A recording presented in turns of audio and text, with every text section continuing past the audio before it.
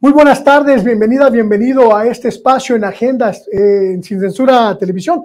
Yo soy Luis Guillermo Hernández y le doy la bienvenida a este programa. Si nos está viendo en la noche o en la mañana en repetición en su plataforma favorita, buenos días o buenas tardes y gracias por estar aquí. Hoy vamos a charlar con el secretario de Desarrollo Territorial. No sé por qué, nunca me he logrado aprender el nombre de esta dependencia. Oiga, Secretaría de Desarrollo Territorial, Urbano y Agrícola, Agropecuario. No sé cómo es esa dependencia, me cuesta mucho. Ya, mire, me acaban de soplar para que vea que no las traigo todas conmigo. Secretaría de Desarrollo Agrario, Territorial y Urbano. ¡Pum!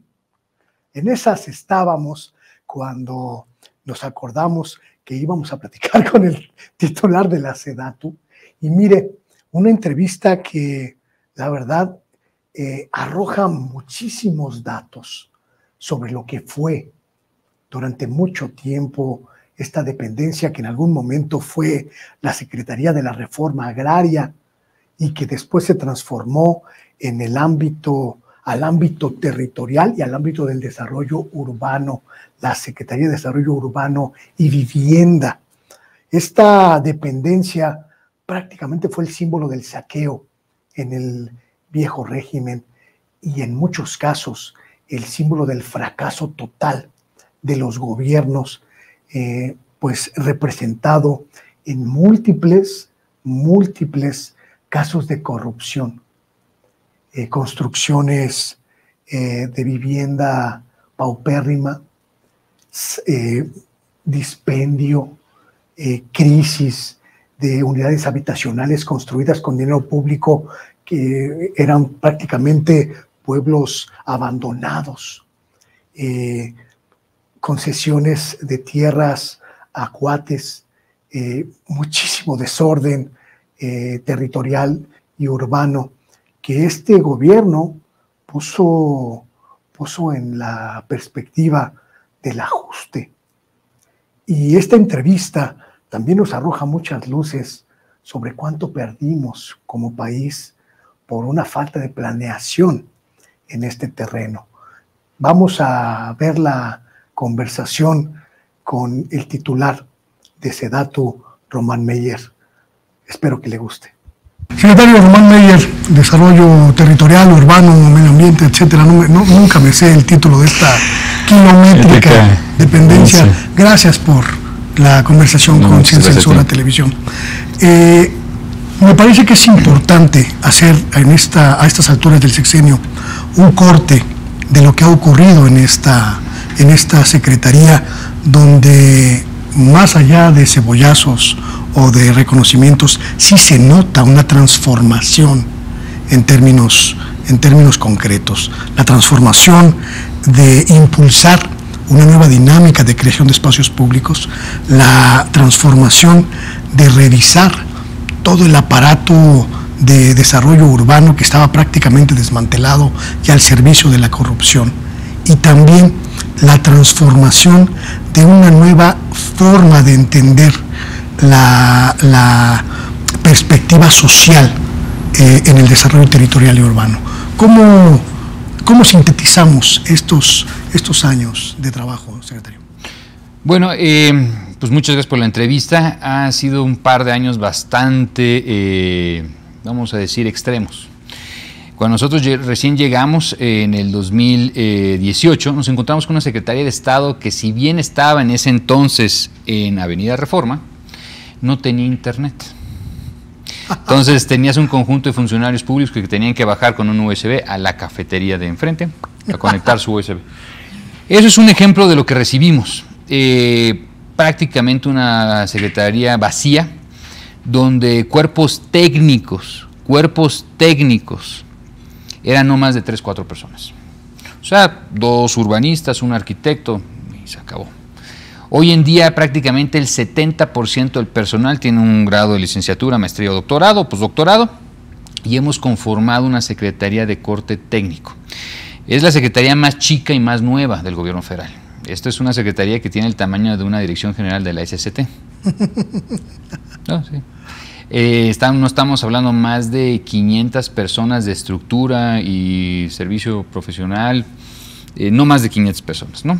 Esa es, digamos, la estructura completa. Ahora, es una secretaría compleja porque su propio nombre es difícil dar a entender. Cuando hablas de unas secretarías como educación, cultura. El ámbito. Exacto.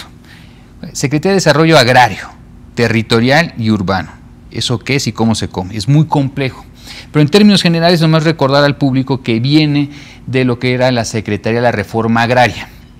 ¿Qué es el agrarismo? ¿Cómo ha impactado en nuestras vidas? Bueno, ya es un tema histórico, no voy a profundizar, pero sí voy a comentar que el 53% del territorio nacional, 53%, sigue siendo ejidos y comunidades, afortunadamente. Y están trabajando en ese sector. Es nuestra obligación procurar a la atención en ejidos y comunidades a través del Registro Agrario Nacional y de la Procuraduría Agraria. Primer tema. Segundo tema, el tema de vivienda. Era una secretaría que no tenía las atribuciones para coordinar, pero ahora coordinamos a las grandes instituciones crediticias en materia de vivienda, al Infonavit, a Fobiste, a Sociedad Hipotecaria Federal, a la Comisión Nacional de Vivienda. Entonces, no había una coordinación, cada quien hacía lo que quería. Por su lado, no. Hacia la autoproducción de la vivienda. Ese ha sido el enfoque principal de este sexenio, la autoproducción. Es decir, que cada quien pueda autoproducir o resolver sus necesidades de su vivienda por su propia cuenta. Okay. Antes teníamos una política de producir viviendas por una cuestión mercantil. Si las viviendas se abandonaban, bien. ¿Qué es lo que ocurrió? Si no, ¿qué es lo que ocurrió?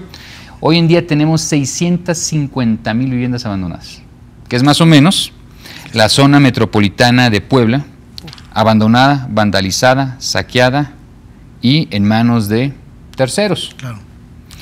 No se nota porque está fragmentado en el territorio, claro. Pero si uno va a Tijuana, a Matamoros, al norte, el volumen de viviendas abandonadas es inmensa. Unidades habitacionales que no operaron. Porque no había la demanda. Porque la demanda habitacional se centra en una zona geográfica muy específica, que es el centro y sur del país. Y la forma de poder atender esa demanda se requiere particularmente en un 80% no vivienda nueva, sino mejorar y ampliar la preexistente. Reparación, ampliación. Ampliaciones, mejoramientos. Entonces, giramos todas las instituciones. Es la primera ocasión que se modifique la ley del Infonavit. Nadie desde la creación del Infonavit había modificado la ley, pues la modificamos. Hace un par de días también se modificó la del ISSSTE, el Fobiste. También se modificó. Para ir en la misma línea. Para ir en la misma línea y liberar lo que es el derecho de los trabajadores que tengan la libertad de hacer lo que ellos quieran con su recurso.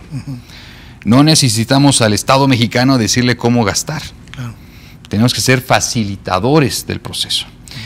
Entonces, afortunadamente, cuando nosotros llegamos al corte del 2020, a través del Coneval, hemos reducido el déficit habitacional de 9.5 a 8.5. Es decir, facilitar que la gente pueda remodelar o ampliar a resolver el déficit habitacional. Okay. Digamos, si requiere agua, luz, drenaje, mejoramiento, nuevos materiales, ampliaciones.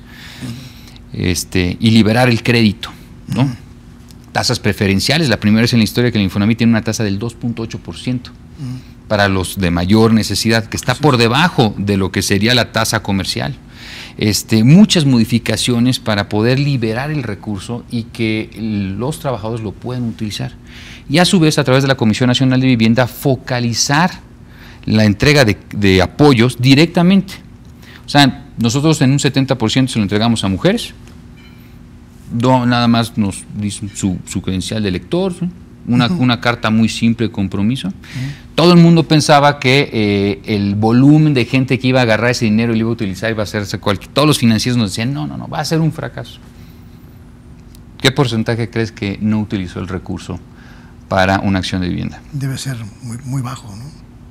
Bueno, la estadística nos decían pues, como el 20, el 30% los financieros de vivienda, expertos. El 2%. Uy. El 2%. No utilizó su recurso, lo utilizó para un funeral, lo utilizó para pagar unos medicamentos. Claro, pero